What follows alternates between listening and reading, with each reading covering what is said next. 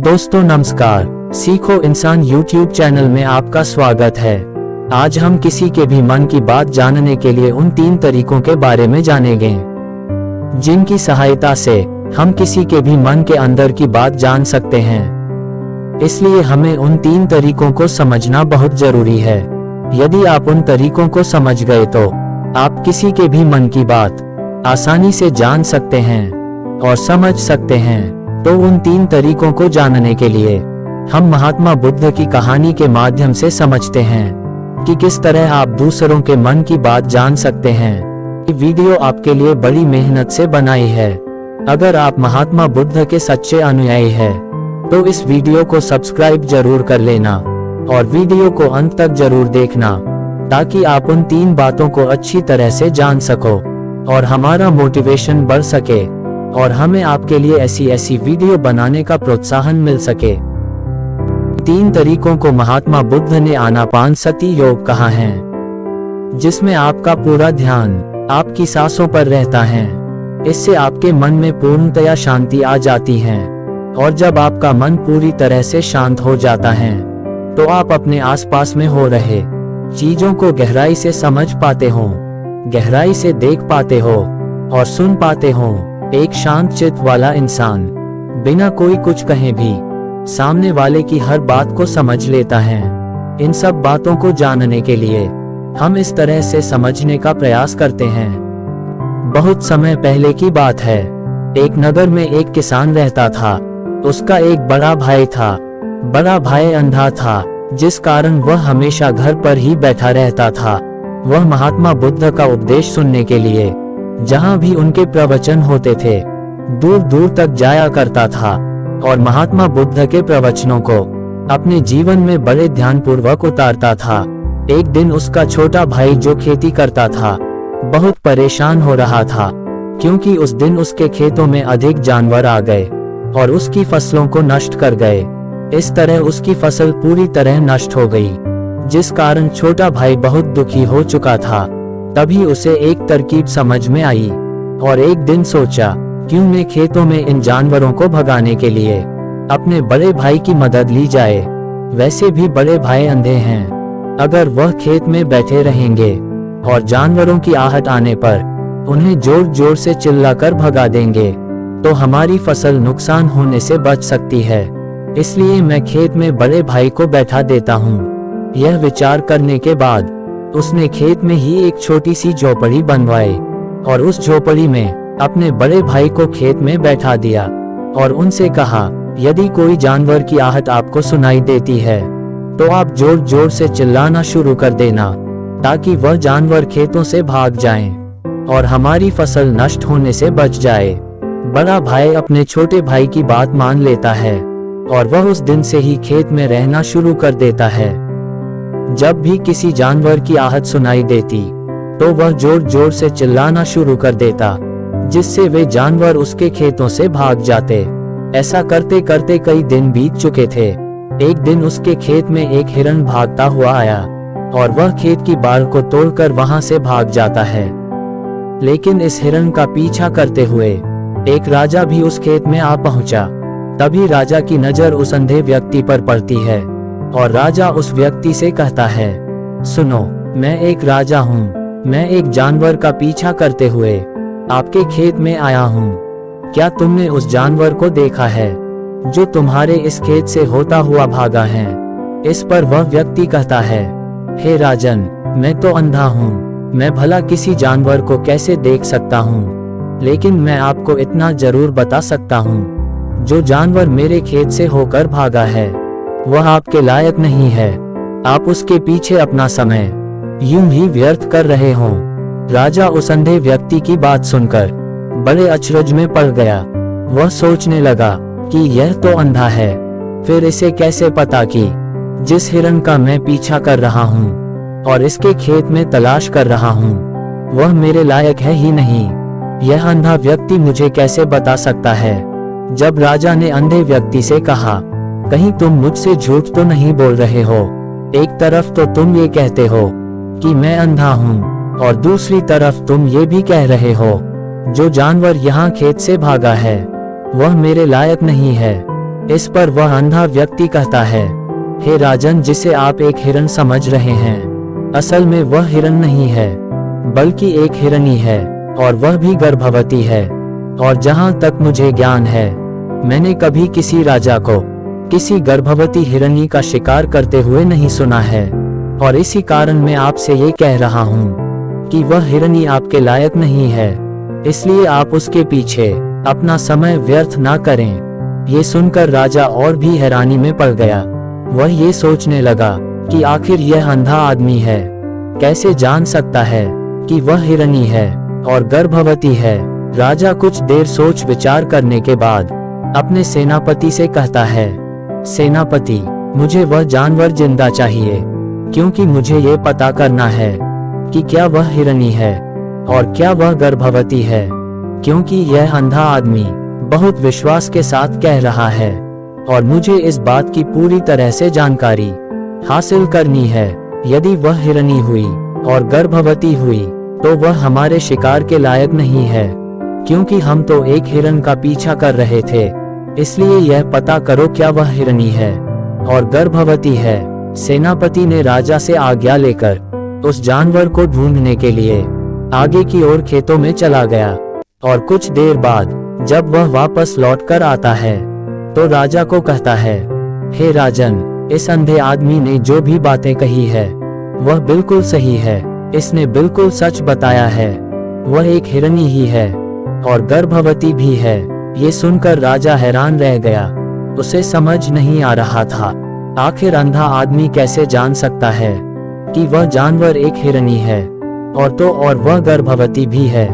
भला एक अंधा आदमी यह कैसे देख सकता है, ये कैसे जान सकता है, आखिर इसे ये कैसे पता चला। राजा के सामने ऐसे कई सारे प्रश्न थे।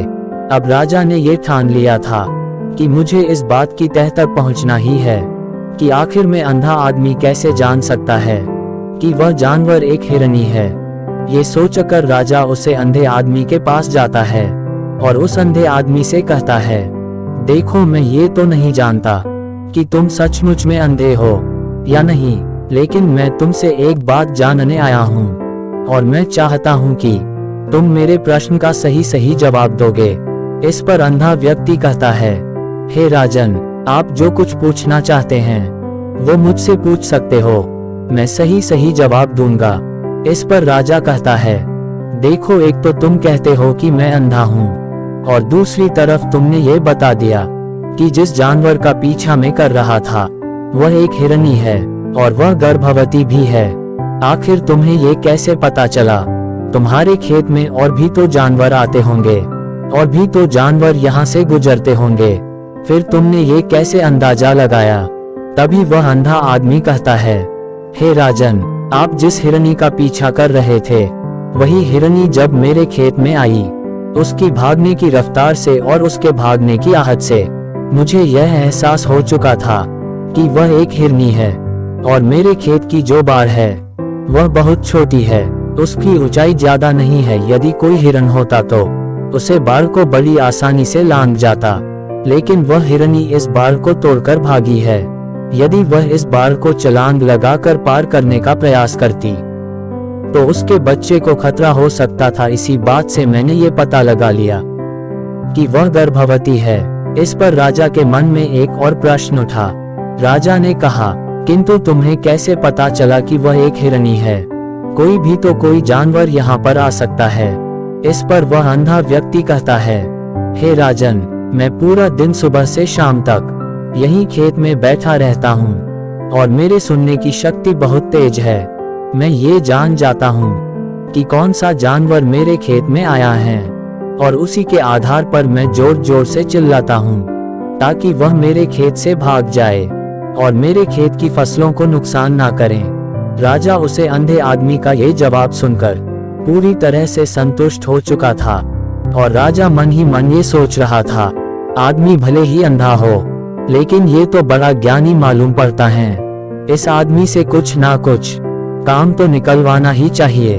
यह विचार लिए हुए राजा वहां से वापस अपने महल की ओर लौट जाता है। महल में पहुंचते ही राजा उस अंधे व्यक्ति को बुलाने के लिए अपने सैनिकों को भेजता है।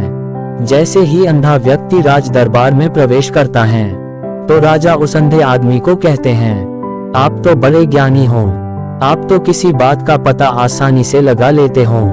आज मैंने आपको इसलिए बुलाया है क्योंकि मैं आपसे ये जानना चाहता हूँ कि मेरी पत्नी पतिव्रता है या नहीं।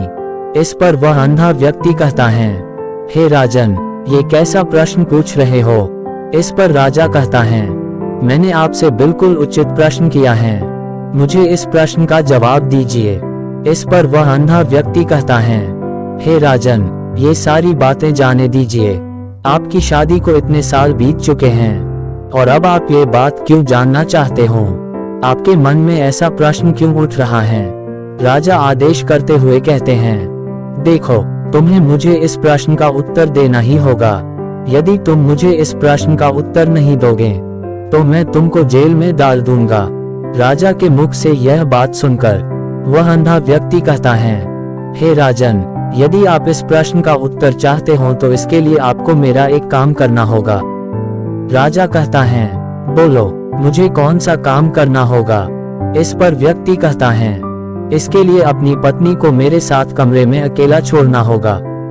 उस अंधे व्यक्ति की यह बात सुनकर राजा पहले तो क्रोधित हो जाता है, लेकिन फिर कुछ सोच विचार करने के बाद राजा उस व्यक्ति की बात मान लेता है और अपने सेनापति को आदेश देता है, सेनापति, इस व्यक्ति को और मेरी पत्नी को एक कमरे में कुछ देर के लिए अकेला छोड़ दो। सेनापति बिल्कुल ऐसा ही करता है।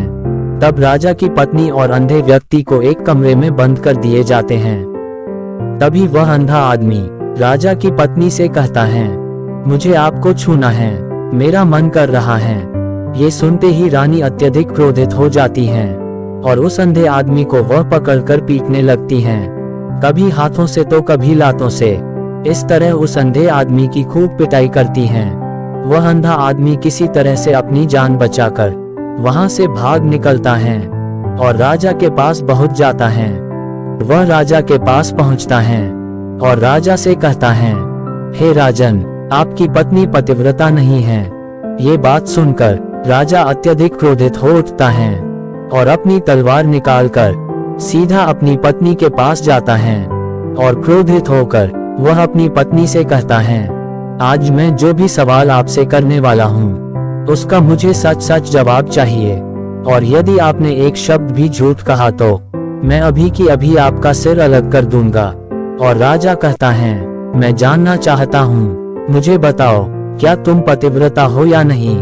ये सुनकर रानी कहती है, हे राजन, आप भले ही मुझे जान से मार दीजिए, मैं बिल्कुल सच सच बताऊंगी। मैं बताती हूँ कि मैं पतिव्रता नहीं हूँ। राजा ये सुनकर बहुत हैरान हुआ, क्योंकि उस अंधे आदमी ने जो कहा था वह बिल्कुल सच निकला। राजा ये बात सुनकर तुरंत उस अंधे आदमी के पास पहुंचता है और उस अंधे आदमी से कहता है, तुम्हें कैसे पता चला कि मेरी पत्नी पतिव्रता नहीं है। इस पर वह अंधा आदमी कहता है, हे राजन, बड़ी सीधी सी बात है, मैंने तो आपकी पत्नी से बस इतना ही कहा था कि मुझे आपको छूना है, मेरा मन कर रहा है। इस बात पर वह इतना क्रोधित हो गई कि उन्होंने मुझे लातों से और हाथों से पीटना शुरू कर दिया और मुझे बुरी तरह से पीटा। भला कोई औरत किसी और मर्द को कैसे छू सकती है, लेकिन उन्होंने मुझ पर लात और थप्पड़ बरसाने शुरू कर दिए। वह भी तो एक छूना ही हुआ, जबकि एक पतिव्रता नारी कभी भी पराये मर्द को नहीं छूती। जब मैंने उसे छूने के लिए कहा था तो वह उस वक्त मुझे मना कर सकती थी, लेकिन उन्होंने तो मुझे पीटना शुरू कर दिया और देखते ही देखते उन्होंने मेरे पूरे शरीर को छू लिया। अब आप ही बताओ, ऐसी औरत पतिव्रता कैसे हो सकती है। इस पर राजा कहता है, तुम तो बड़े ज्ञानी मालूम होते हो। अच्छा ठीक है, तुम मेरे एक प्रश्न का और जवाब दो। यदि तुमने मेरे इस प्रश्न का सही सही जवाब दे दिया तो तुम यहाँ से जा सकते हो।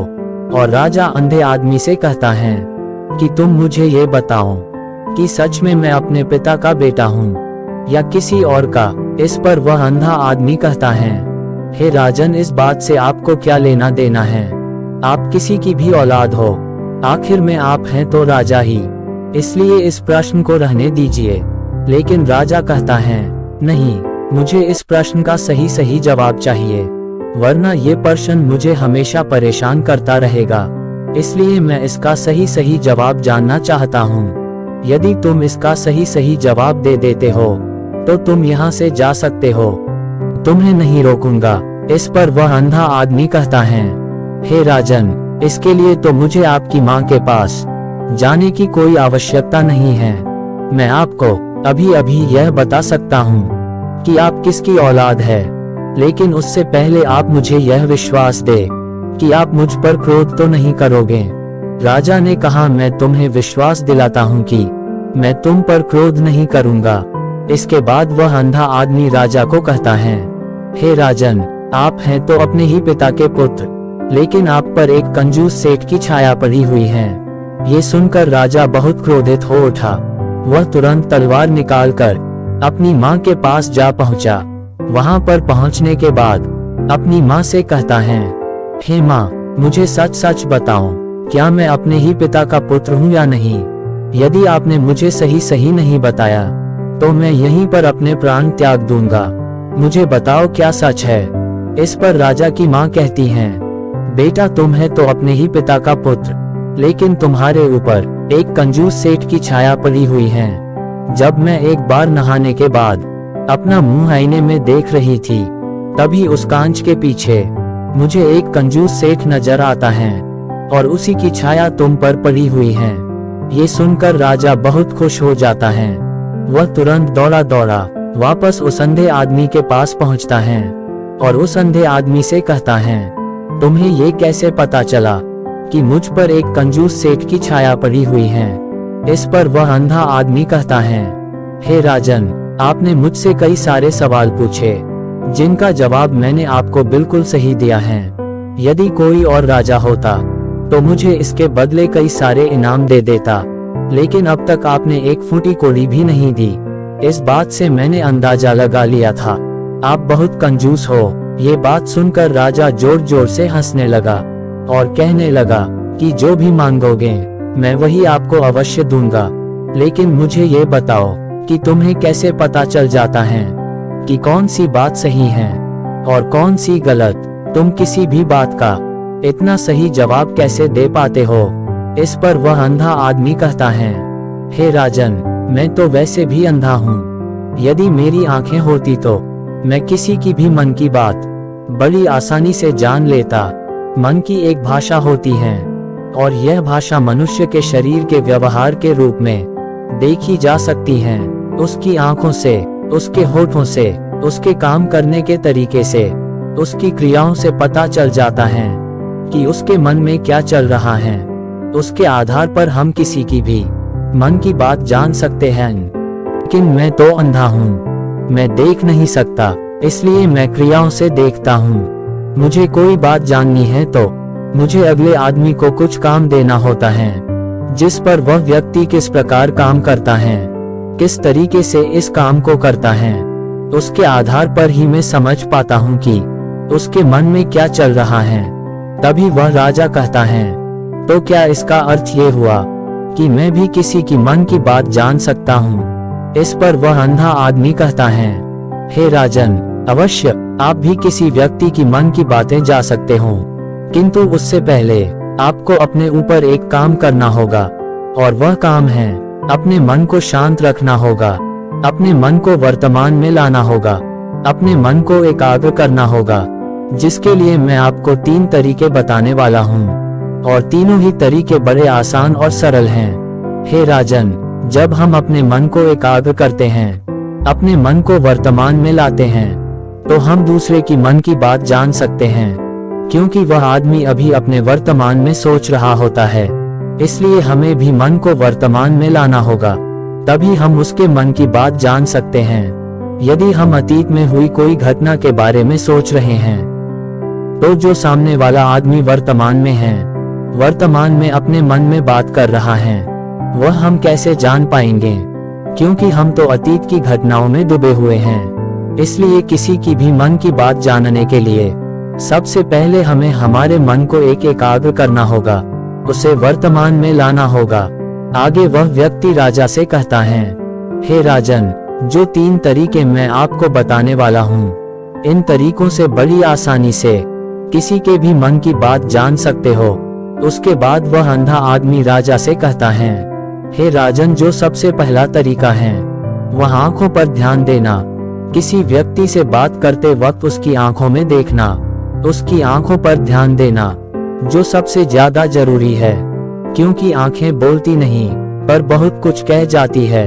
यदि हम किसी व्यक्ति की आंखों के इशारों को समझना सीख जाए, हम ये जान पाएंगे कि उसे व्यक्ति के मन में क्या चल रहा है, वह क्या सोच रहा है और अभी वह क्या करने वाला है।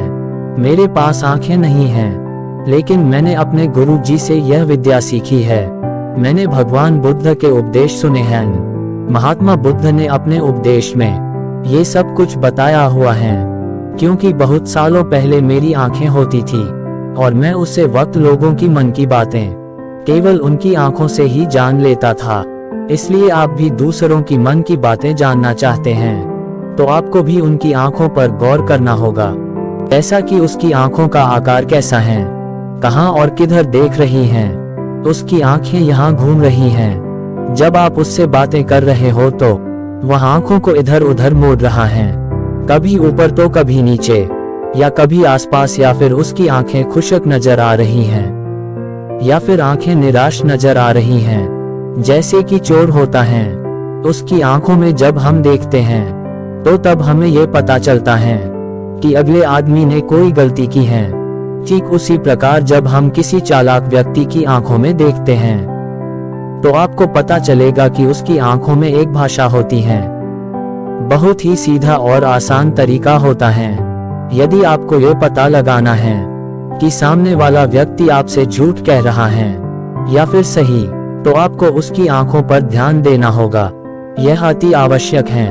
यदि उसने आपसे बात करते वक्त अपनी आंखों को यहाँ वहाँ घुमाया है, ऊपर नीचे इधर उधर बाएं व दाएं हर तरफ देखता है, तो इसका अर्थ ये हुआ कि वह वहां से निकलने का कोई रास्ता ढूंढ रहा है, कोई झूठा बहाना बना रहा है।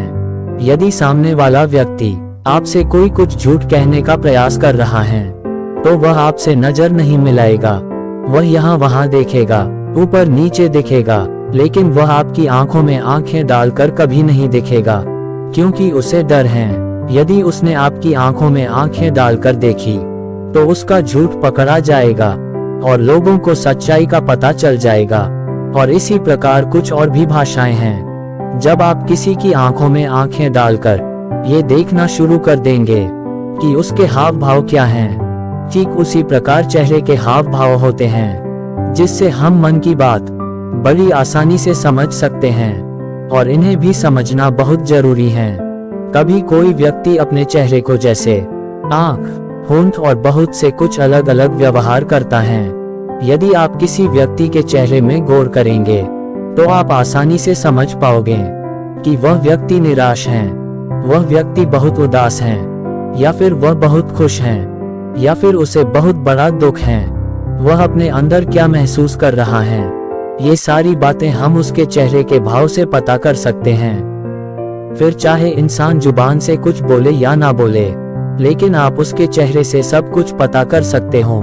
आगे व्यक्ति राजा से तीसरा तरीका बताते हुए कहते हैं, हे राजन, इसी प्रकार तीसरी भाषा भी है, यानी तीसरा तरीका भी है, और वह है हाथों के इशारे।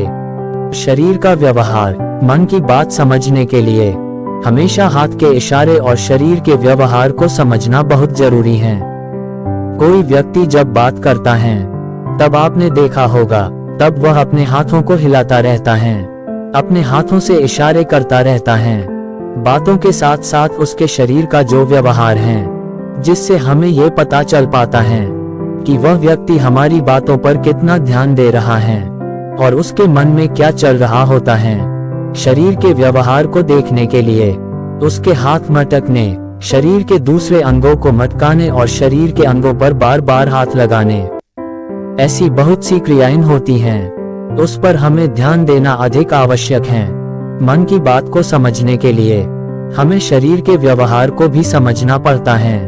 यदि हम इन 3 तरीकों को सही से ध्यान देकर अच्छे से समझ लेते हैं तो हम किसी भी व्यक्ति की मन की बात बड़ी सरलता और सहजता से जान सकते हैं। इसलिए यदि आपको किसी के मन की बात जाननी है तो आपको उसकी आंखों पर, उसके चेहरे पर, उसके शरीर के हाथ पांव और उसके भाव को ध्यानपूर्वक देखना और समझना जरूरी है, जिससे आप ये समझ पाए कि आखिर उसके मन में क्या चल रहा है और वह क्या सोच रहा है।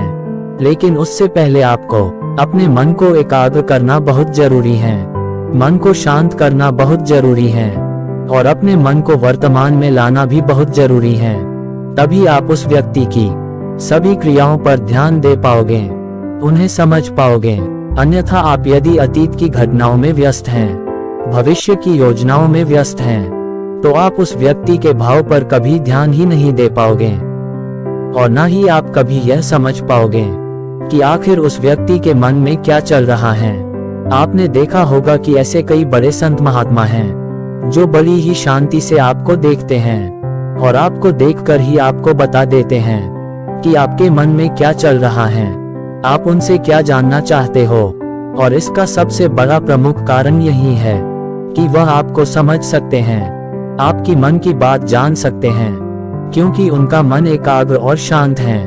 यही कारण है कि वह आपकी मन की बातें बड़ी सरलता से समझ लेते हैं। आपने पूरी कहानी को सुना, मैं आपका धन्यवाद करता हूँ और उम्मीद करता हूँ कि आपने इन तीनों बातों को अच्छी तरह से सीख लिया होगा। मैं आपसे एक छोटा सा निवेदन करना चाहता हूँ, कृपया इस चैनल को सब्सक्राइब कर लेना और कमेंट करके जरूर बताना ये कहानी आपको कैसी लगी और आपके जीवन में कितनी सटीक बैठती है, ताकि मैं और भी ऐसी ज्ञान से भरपूर कहानी आप तक लेकर आ सकूं। मिलते हैं नई कहानी के साथ अगली वीडियो में। नमो बुद्धाय।